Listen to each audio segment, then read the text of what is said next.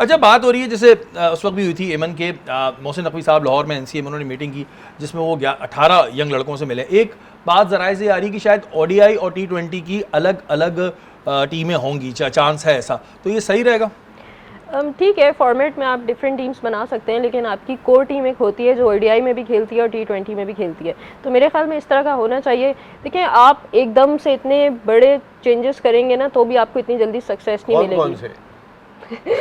अगर जैसे हम पुराने प्लेयर्स को रेस्ट देने का कह रहे हैं, जिनमें रिजवान है, जिनमें शाहीन है, जिनमें बाबर आजम है, आपके 3 मेन प्लेयर्स हैं, आप उनको रेस्ट दे दें, ठीक है। उसके बाद अगर आप फॉर्मेट में भी इतनी तब्दीली कर देंगे कि T20 की बिल्कुल यंगस्टर्स की टीम बना देंगे, आपको इसमें भी पिक करना है, इसमें भी आपको सैचुरेशन करनी चाहिए कि किस तरह से आपने प्लेयर को पिक करना है जो आपको बड़े स्टेज पर परफॉर्म करके दिखाए। आप मुझे नाम बता दें किसको पिक करना है। अब आप मुझे बता ही दें, अब आपने बात की है, अभी हम यहाँ पे बैठ के बोल रहे हैं कि यार यंग लड़कों को चांस दें। देखिए, यंग लड़के, अगर मेरा ही मानना है, आपके ज़्यादा मुझसे एक्सपीरियंस है, कि यंग लड़के आएंगे, 1 दफ़ा गलती करेंगे, 2 दफ़ा, 3 दफ़ा, 4 दफ़ा, लेकिन वो खुल के सामने आ जाएंगे।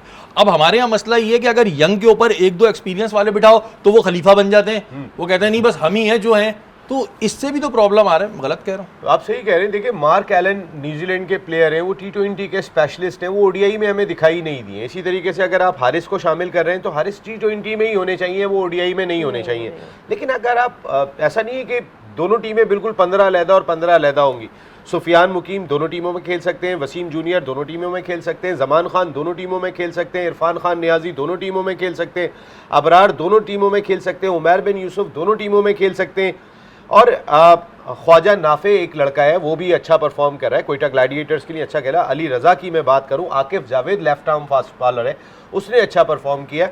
ऐसा नहीं है आपके पास लड़के नहीं है, शाहनवाज दानी आपके साथ गिनवा दिया मेरे ख्याल में सबसे जो इम्पोर्टेंट चीज, मैं आपको बता रहा हूँ कि मैं इसलिए अमन को गिनवा रहा हूँ कि अमन कह रहे हैं इतने बदलेंगे तो क्या होगा, बदलने के लिए है आपके पास। लेकिन मुझे लगता है कि सबसे इंपॉर्टेंट चीजें, चलें आप प्लेयर्स भी बदल रहे हैं, आपके पास रोल की डेफिनेशन होनी चाहिए कि अगर 50 ओवर है तो उसका जो 10 ओवर का पावर प्ले है, हमें वो प्लेयर्स चाहिए जो उसको यूटिलाइज कर सके। इस वक्त जो हमारी करंट पाकिस्तान की टीम है उसमें उस 10 ओवर्स को कोई यूटिलाइज नहीं कर सकता। तो बनाते हैं ना अमन, बस वही यही रोल की डेफिनेशन चाहिए। रीजन यही है ना कि अगर हम इस डर से, आपकी बात अपनी जगह बिल्कुल सही है, लेकिन अगर इस डर से हम ये जो कुछ लॉबी बन चुकी है जो कहती है कि बस हम ही हैं, हम नए बच्चों को चांस ही नहीं देंगे, तो फिर क्या होगा? ठीक है, शायद हमारा डाउनफॉल आएगा। अभी कौन से हम बहुत आसमान पे पहुंचे हुए, चैंपियंस ट्रॉफी में हमारा क्या हाल हुआ, इनसे 100 रन से हार रहे हैं। अगर हमारा डाउनफॉल आता भी है तो हमारा दिल इतना नहीं दुखेगा कि भाई नया बच्चा था, ठीक है इसको चांस दो, लेकिन इन्हीं को बिठा के रखना और फिर इन्हीं की सुपरविजन में इनको डालना, तो फिर वो कहते हैं ना खरबूजे को देख के खरबूजा रंग पकड़ता है।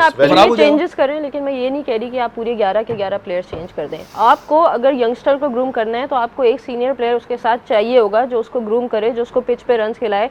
एक बॉलर को हेल्प चाहिए होती है मिड ऑन या मिड ऑफ के फील्डर से कि वो उसको गाइड कर सके। तो थोड़ा सा आपको कॉम्बिनेशन ये भी बरकरार रखना होगा। ठीक है, ये बात भी सही है, लेकिन बात सारी ये होती है कि हमारे यहाँ खरबूजे को देख के खरबूजा रंग पकड़ता है, और हमारे यहाँ सीनियर्स का बड़ा मसला होता है कि वो जरा से सीनियर क्या होते हैं, फिर वो कहते हैं बस हम ही हैं।